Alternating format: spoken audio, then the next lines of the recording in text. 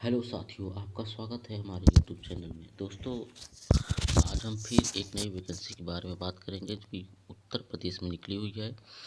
ये ये भर्ती है डिस्ट्रिक्ट प्रोग्राम ऑफिसर, बाल विकास सेवा एवं पुस्तर विभाग यूपी। यानी यूपी में आंगनवाड़ी वर्कर्स और मिनी वर्कर्स हेल्पर रिक्रूटमेंट 2021 है। ये सर इसका शॉर्ट नोटिफिकेशन आया हुआ है। फुल नोटिफिकेशन भी इसका हम लोग देखेंगे। और सबसे पहले हम बात कर लेते हैं इसकी एज में, और एप्लीकेशन फीस क्या है, एलिजिबिलिटी क्या है, इसकी योग्यता क्या है, इसके बारे में बात कर लेते हैं। तो सर, एज लिमिट इसकी मिनिमम एज 20 वर्ष है, 21 ईयर है। और मैक्सिमम एज 45 ईयर है। Maximum age 45 year. और सर, एप्लीकेशन फ़ीस इसकी भी ज़ीरो है। किसी भी जनरल या ओबीसी किसी भी कास्ट के लिए यहाँ पे एप्लीकेशन फ़ीस नहीं रखी गई है, बिल्कुल ज़ीरो है। और वैकेंसी डिटेल, दोस्तों वैकेंसी डिटेल लगभग 5000 पोस्ट है, जो यूपी के सभी डिस्ट्रिक्ट में, सभी ज़िलों में अलग अलग होगी। किसी में 200, किसी में 400, इसी तरह की वैकेंसी निकलेगी। और सबसे बड़ी बात दोस्तों कि ये पोस्ट जो आंगनवाड़ी आंगनवाड़ी वर्कर्स के लिए है और मिनी आंगनवाड़ी वर्कर्स के लिए है, और आंगनवाड़ी हेल्पर 3 पोस्ट है, जिसकी अलग अलग योग्यता है। इसको हम भी देख लेते हैं। तो दोस्तों, यहाँ पे एलिजिबिलिटी क्या है, योग्यता क्या है कि ये वैकेंसी जो पूरी निकली हुई है ओनली फॉर फीमेल कैंडिडेट। और आंगनवाड़ी वर्कर के लिए इसकी योग्यता है 10th पास, हाई स्कूल आप पास होंगे किसी भी बोर्ड से। और मिनी आंगनवाड़ी के लिए भी यही योग्यता रखी गई है। और हेल्पर के लिए दोस्तों, यहाँ पे जो योग्यता रखी गई है, फीमेल कैंडिडेट इसमें भी रहेंगे। और क्लास 5, अगर आप 5वीं पास हैं तो आप इस पोस्ट के लिए एलिजिबल हैं। तो दोस्तों, हम यहाँ पे आगे बात कर लेते हैं। यहाँ पे दोस्तों देखिए कि लगभग सभी डिस्ट्रिक्ट के बारे में यहाँ पे दिया गया है। लगभग 55 डिस्ट्रिक्ट यहाँ पे दिखाए गए हैं। और टोटल पोस्ट किस डिस्ट्रिक्ट में कितना है ये अभी नहीं दिखा रहा है, लेकिन कुछ कुछ ज़िलों का दिखा भी रहा है। जैसे आजमगढ़ का है 959 पोस्ट है, प्रयागराज में 927 पोस्ट है, सुल्तानपुर में 367 पोस्ट है। तो अभी दोस्तों किसी किसी ज़िले का दिखा रहा है, किसी किसी ज़िले का नहीं दिखा रहा है। 1-2 दिन में सबका दिखाने लगेगा, किस ज़िले में कितनी वैकेंसीज हैं सबका दिखाने लगेगा। देखिए, गाजीपुर में 770 है, लखनऊ में 1130 है, बाराबंकी में 707 है, बलिया में 781 है, रामपुर में 786 है, मुरादाबाद में 1181 है। इसी तरह अलग अलग डिस्ट्रिक्ट में पोस्ट निकली होंगी। तो दोस्तों, यहाँ पे इसका हम फुल नोटिफिकेशन भी डाउनलोड करके देखते हैं क्या उसमें कहा गया है, क्या क्या बताया गया है, उसको देखते हैं। तो ये दोस्तों रहा फुल नोटिफिकेशन। यहाँ पे आपको लोगों को छोटा दिख रहा होगा, इसलिए मैं अपने स्क्रीन को रोटेट कर लेता हूँ जिससे आप लोगों को बड़ा दिखाई दे। तो दोस्तों देखिए, ये वैकेंसी निकली हुई है जिसके बारे में फुल नोटिफिकेशन आया है। इसका विषय देख लीजिए आप। समवेत बाल विकास परियोजना कार्यक्रम के अंतर्गत आंगनवाड़ी कार्यकर्त्रियों, मिनी आंगनवाड़ी कार्यकर्त्रियों एवं सहायिकाओं के मानदेय पर नियुक्ति हेतु चयन प्रक्रिया का पुनर्निर्धारण है।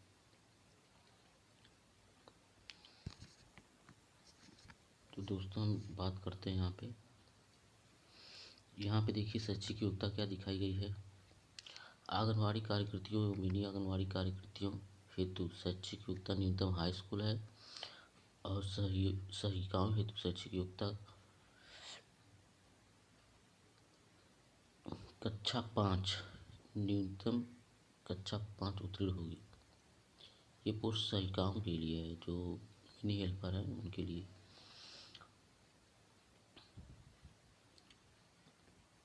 सॉरी दोस्तों, बैक हो गया है, इसको फिर से आते हैं हम लोग।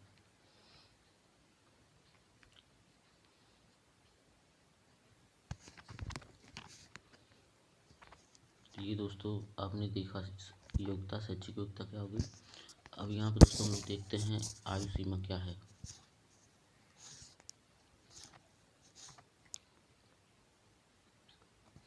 यहाँ पे आंगनवाड़ी कार्यकृतियों, मिनी आंगनवाड़ी कृतियों एवं सह कृतियों के पद के लिए न्यूनतम आयु सीमा 21 वर्ष रखी गई है। न्यूनतम आयु सीमा 21 वर्ष रखी गई है एवं अधिकतम जो मैक्सिमम है 45 ईयर है। और दोस्तों इस आगे देखते हैं क्या है। आयु के संबंध में आंगनवाड़ी कार्यकृतियों, मिनी आंगनवाड़ी कार्यकृतियों, केंद्र की कार्यकृतियों के लिए हाई स्कूल प्रमाण पत्र एवं सहायिकाओं के लिए कक्षा 5 जैसी भी स्थिति हो तो होग का स्कूल में जारी प्रमाण पत्र मान्य होगा। दोस्तों सबसे बड़ी बात, 62 वर्ष की आयु प्राप्त होने के उपरांत उनकी मानदेय सेवाएं स्वतः ही समाप्त हो जाएंगी। मतलब आप किसी भी एज में आंगनवाड़ी बन रहे हैं, आंगनवाड़ी कार्यकृतियाँ बन रही हैं, तो आपको 62 वर्ष की उम्र के बाद आप स्वतः ही मतलब आपकी पोस्ट खत्म हो जाएगी, आप सेवानिवृत्त हो जाएंगे।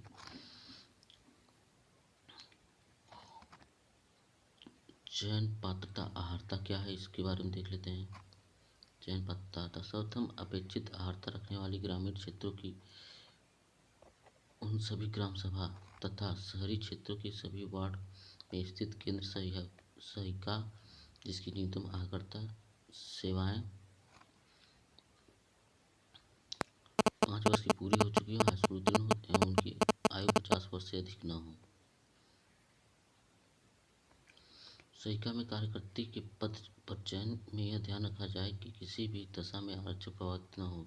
तो दोस्तों आपको यहाँ पे आरक्षण, इस पोस्ट में आरक्षण भी दिया जाएगा। यहाँ पे साफ साफ लिखा हुआ है कि सहायिका के कार्यकर्त्री के पद पर चयन में यह ध्यान रखा जाए कि किसी भी दशा में आरक्षण प्रभावित न हो अथवा प्रचलित विद्यमान आरक्षण प्रक्रिया का उल्लंघन किसी भी दशा में न किया जाए। तो दोस्तों सबसे बड़ी बात कि आपको इस पोस्ट में आरक्षण भी दिया जाएगा। आप SC ST OBC में हैं या फिर इकोनॉमिक बैकवर्ड क्लास में आते हैं तो आपको इसमें आरक्षण भी मिलेगा। और सबसे बड़ी बात कि आंगनवाड़ी कार्यकृतियों, मिनी आंगनवाड़ी कार्यकृतियों के लिए सहायिकाओं की नियुक्ति चयन गरीबी रेखा के नीचे यापन करने वाले परिवार के सदस्यों, ये देख लीजिए दोस्तों, अगर आप गरीबी रेखा के नीचे यापन करते हैं तो आपकी नियुक्ति में वरीयता दी जाएगी, को प्रथम वरीयता दी हेतु किया जाएगा। इस हेतु सक्षम अधिकारी द्वारा निर्गत आय प्रमाण पत्र, यहाँ पे दोस्तों आपको आय प्रमाण पत्र जो बनवाना रहेगा वो है जिसमें शासनादेश की आयु सीमा हेतु कटाव निर्धारित करने हेतु ग्रामीण क्षेत्रों में 46,680 रुपये तथा शहरी क्षेत्रों में 56,460 रुपये प्रति वार्षिक आय का निर्धारण किया जाएगा। सहायिका के उपलब्ध न होने की दशा में उसी ग्राम सभा वार्ड शहरी क्षेत्रों के निवासी गरीबी रेखा से नीचे यापन करने वाली अथवा विधवा महिला। तो दोस्तों यहाँ पे साफ साफ लिखा है कि अगर किसी भी वार्ड संख्या या ग्राम सभा में कोई विधवा महिला उपलब्ध है तो उसे वरीयता दी जाएगी। अगर विधवा महिला उपलब्ध नहीं है, उपलब्ध न होने की दिशा में निवासी गरीब रेखा की जीवन तलाकशुदा, मतलब इससे अगर विधवा महिला उपलब्ध नहीं है किसी भी वार्ड संख्या या ग्राम सभा में तो तलाकशुदा परित्यक्ता महिला को भी मौका दिया जाएगा, सर्वप्रथम मौका दिया जाएगा। अब इसमें दोस्तों क्या क्या आपको मांग रहा है, निवास आय के संबंध में आपको निवास आय मांग रहा है। विधवा, अगर आप विधवा हैं, तलाकशुदा हैं तो उसका निर्गत प्रमाण पत्र होना चाहिए। और गरीबी रेखा से नीचे यापन करने वाली महिलाओं के उपलब्ध न होने की दशा में गरीबी रेखा के ऊपर, मतलब अगर गरीबी किसी भी सब ग्राम सभा या वार्ड संख्या में गरीबी रेखा से नीचे यापन करने वाली महिलाएं ना उपस्थित हों तो गरीबी रेखा से ऊपर जो यापन करने वाली महिलाएं हैं उनको भी इसमें शामिल किया जाएगा। अब दोस्तों आवेदन पत्रों की प्राप्ति कैसे होगी उसके बारे में जान लेते हैं। आवेदन पत्रों की प्राप्ति तथा चयन की प्रक्रिया संबंधित जनपद के जिलाधिकारियों द्वारा पूर्णतः संपादित कराई जाएगी। मतलब आवेदन पत्रों की प्राप्ति एवं चयन की प्रक्रिया जिलाधिकारियों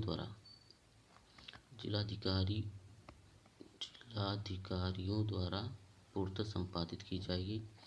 निदेशक बाल विकास सेवा एवं पुष्टहार उत्तर प्रदेश द्वारा NIC केंद्रीकृत प्रारूप विकसित कराकर जनपद की NIC को उपलब्ध कराया जाएगा, जिससे समरूपता बनी रहे एवं अभ्यर्थियों को आवेदन भरने में सुगमता हो। विज्ञापन को प्रकाशित होने के उपरांत 45 दिवस में यह भर्ती पूर्ण कर ली जाएगी। तो दोस्तों सबसे बड़ी बात यह है कि यह भर्ती 45 दिनों के अंदर पूर्ण कर ली जाएगी। अब दोस्तों देखते हैं चयन समिति गठन। तो दोस्तों चयन समिति गठन में कौन कौन लोग रहेंगे तो उसके बारे में देख लेते हैं। आंगनवाड़ी कृतियों, मिनी आंगनवाड़ी कार्यकर्तियों एवं सहायिकाओं की भर्ती हेतु चयन एवं शहरी ग्रामीण क्षेत्रों में चयन समिति का गठन निम्नवत किया जाता है। जिलाधिकारी द्वारा नामित मुख्य विकास अधिकारी अथवा अपर जिलाधिकारी स्तर का वरिष्ठ प्रशासनिक अधिकारी, मतलब जिलाधिकारी द्वारा नामित वरिष्ठ प्रशासनिक अधिकारी अथवा मुख्य विकास अधिकारी होगा। और दोस्तों जनपद का जिला कार्यक्रम अधिकारी होगा, इस भर्ती की प्रक्रिया गठन समिति में। तीसरा है जनपद स्तरीय अनुसूचित जाति जनजाति को अच्छी ख्याति प्राप्त जिला स्तरीय अधिकारी। मतलब दोस्तों आपको किसी भी तरह का इसमें स्कैम होने का कोई चांस नहीं है, सभी लोग उसमें अच्छे लोग रहेंगे। मतलब जिलाधिकारी द्वारा ये पूरी प्रक्रिया मॉनिटर की जाएगी, तो इसमें किसी भी तरह का भ्रष्टाचार या स्कैम होने की कोई चांस नहीं है। और देख लेते हैं मेरिट लिस्ट कैसे तैयार होगी दोस्तों। एक ही श्रेणी में एक से अधिक पात्र अभ्यर्थियों के उपलब्ध न होने की दिशा में सभी अभ्यर्थियों की मेरिट लिस्ट बनाई जाएगी। इसमें हाई स्कूल, इंटरमीडिएट एवं स्नातक के अंकों पर विचार किया जाएगा। इसके अंतर्गत अभ्यर्थियों द्वारा प्राप्त अंक प्रतिशत को 10 से विभाजित करने पर जो उत्तर प्राप्त होगा वही उसका अंक माना जाएगा। अर्थात किसी भी अभ्यर्थी को हाई स्कूल की परीक्षा में 45% अंक प्राप्त हैं तो उसे 45 से 10 से भाग देने पर 4.5 अंक प्राप्त होंगे। इसी प्रकार किसी अभ्यर्थी को 59 अंक प्राप्त हैं तो उसे 10 से भाग देने पर 5.9 अंक प्राप्त होंगे। इसी प्रकार ग्रेडिंग एवं CGPA पद्धति पर प्राप्त अंक भी अगणित किए जाएंगे। इंटरमीडिएट एवं स्नातक के प्राप्त अंक प्रतिशत के आधार पर भी इसी प्रकार के अंक प्रदान किए जाएंगे। यानी दोस्तों आप मतलब मिनिमम क्वालिफिकेशन इसमें हाई 5वीं पास और 10वीं पास मांगी गई है, लेकिन आप इंटरमीडिएट हैं और स्नातक हैं तब भी आप इस फॉर्म को भर सकते हैं। और आपकी स्नातक तक की मेरिट इसमें काउंट की जाएगी। इसमें अधिक शैक्षिक और स्नातक के बाद अगर आप स्नातक बाद इससे अधिक शैक्षिक योग्यता रखने वाले अभ्यर्थियों को कोई अतिरिक्त अंक नहीं दिए जाएंगे। मतलब स्नातक के बाद अगर आप कोई भी उच्च शिक्षा प्राप्त किए हुए हैं तो आपका उसका अंक नहीं जुड़ेगा, केवल स्नातक तक का ही अंक इसमें काउंट किया जाएगा। और उसी के आधार पर मेरिट बनेगी। यदि एक से अधिक अभ्यर्थी समान अंक प्राप्त करते हैं तो वरीयता अधिक आयु वाले अभ्यर्थियों को दी जाएगी। दोस्तों ये तो सब में कॉमन रहता है कि यदि एक से अधिक अभ्यर्थी समान अंक प्राप्त करते हैं तो वरीयता अधिक आयु वाले अभ्यर्थी को दी जाएगी। मतलब जैसे आप और आपका दोस्त दोनों 50-50 अंक पाते हैं तो दोनों में जिसकी आयु अधिक रहेगी उसको वरीयता प्रथम दी जाएगी, उसको सबसे पहले वरीयता दी जाएगी। दोस्तों आरक्षण के बारे में यहाँ पे भी दिया गया है। आरक्षण के बारे में मैंने बताया ही है कि आरक्षण किसी भी कीमत पे नहीं हटेगा, इसमें भी आरक्षण प्रक्रिया होगी और आपको आरक्षण दिया जाएगा। अब दोस्तों नियुक्ति के बारे में बात कर लेते हैं। नियुक्ति क्या कैसे होगी। चयन समिति द्वारा संस्तुत की गई चयन सूची पर जिलाधिकारी द्वारा अनुमोदन प्रदान किया जाएगा। जिलाधिकारी के अनुमोदन उपरांत नियुक्ति की कार्यवाही संपन्न की जाएगी। मतलब जिलाधिकारी के निरीक्षण में यह पूरी प्रक्रिया संपन्न होगी।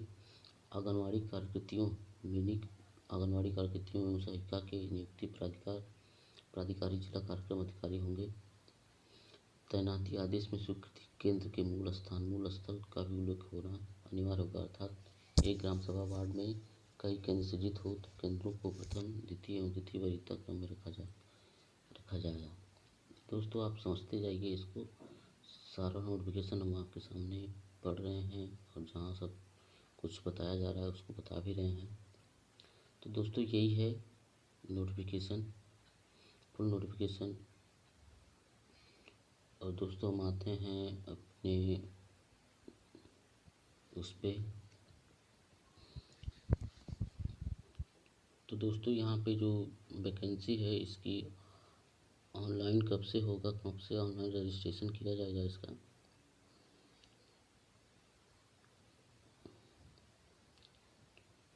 ये भी बता दे रहे हैं। इसकी ऑनलाइन प्रक्रिया जल्दी शुरू होगी।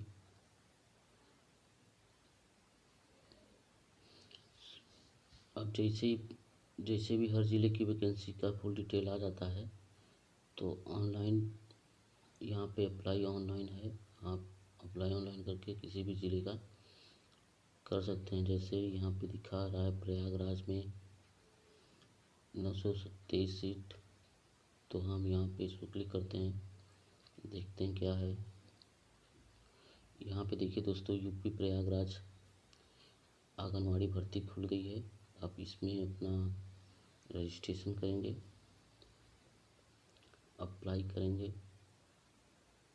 यहाँ पे दोस्तों देखिए प्रयागराज में जो भर्ती है आंगनवाड़ी वर्कर की 406 है, मिनी आंगनवाड़ी वर्कर की 21 है और आंगनवाड़ी हेल्पर की 496 पोस्ट हैं। तो टोटल पोस्ट दोस्तों प्रयागराज में 923 पोस्ट हैं। और आगे देखते हैं दोस्तों, यहाँ पे देखिए दोस्तों लिखा है अप्लाई ऑनलाइन। यहाँ पे हम लोग अप्लाई आप यहीं से ऑनलाइन कर सकते हैं और ऑनलाइन करके बस ऑनलाइन ही करना है और कुछ करना नहीं है। फीस तो नहीं लग रही, बिल्कुल ज़ीरो है किसी भी कास्ट के लिए।